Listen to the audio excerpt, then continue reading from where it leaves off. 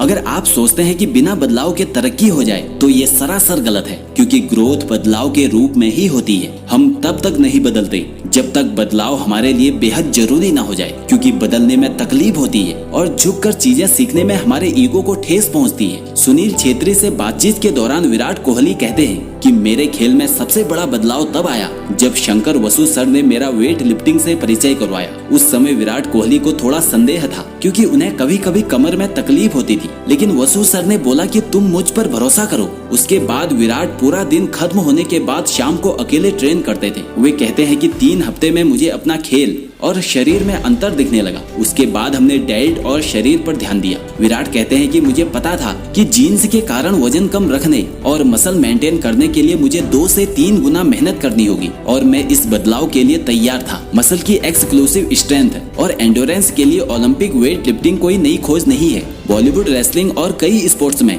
Athlete इसको अपनी training में शामिल करते हैं, लेकिन क्रिकेट के बदलते हुए फॉर्मेट और चोट से बचने के लिए विराट कोहली समय रहते बदलाव लाए, जिससे 2016 में वो अपने खेल में कई लेवल आगे निकल गए। अगर आप चैलेंजेस के लिए तैयार रहने और उसके लिए बदलाव लाने का एटीट्यूड अपने अंदर ला सको तो आप आश्चर्य करोगे कि जिंदगी आपको आगे बढ़ने के लिए कितने सारे मौके देती है। जब पहली बार माइकल जॉर्डन को समर कैंप के लिए चुना गया तो वो उनके खेल के कारण नहीं, बल्कि वो बहुत कोचेबल थे। वो छोटी सी उम्र से सीखना चाहते थे। माइकल जॉर्डन हर दिन ट्रेनिंग से 2 घंटे पहले अगर अपने कोच से ये पूछते कि सर मुझे बेहतर खिलाड़ी बनने के लिए आज क्या करना होगा, और फिर कोच उन्हें जो बताते वो पूरी ईमानदारी के साथ वो करते। चैंपियन बड़ा विजन रखते हैं और उनका ईगो भी कंट्रोल में होता है, इसलिए वो इम्प्रूवमेंट लाना चाहते हैं। दुनिया के बेस्ट प्लेयर और सक्सेसफुल लोग जानते हैं कि वो कहां और कैसे हार रहे हैं। वो पूरी कैलकुलेशन करते हैं जिससे कि वो गलती से बेहतर कर सके। हाई अचीवर पहले सीखते हैं, फिर गलती पकड़ते हैं, उसके बाद उसे अपने सिस्टम से हटाकर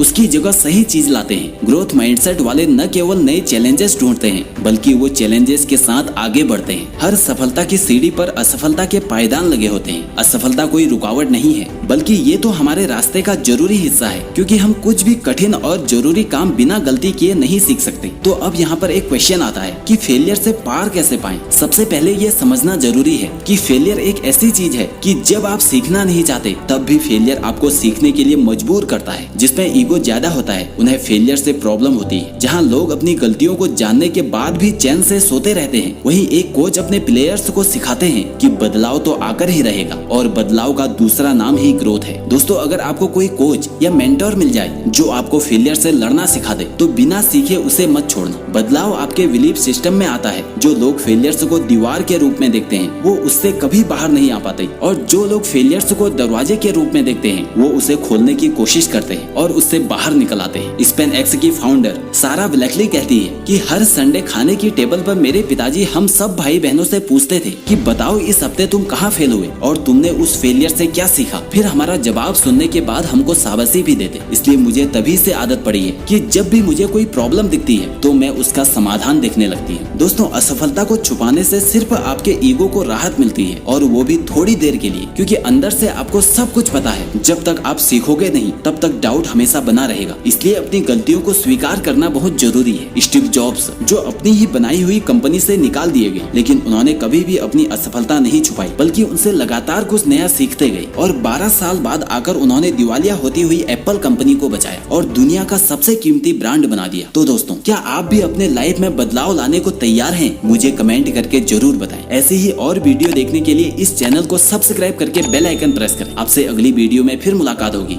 जय हिंद, जय भारत।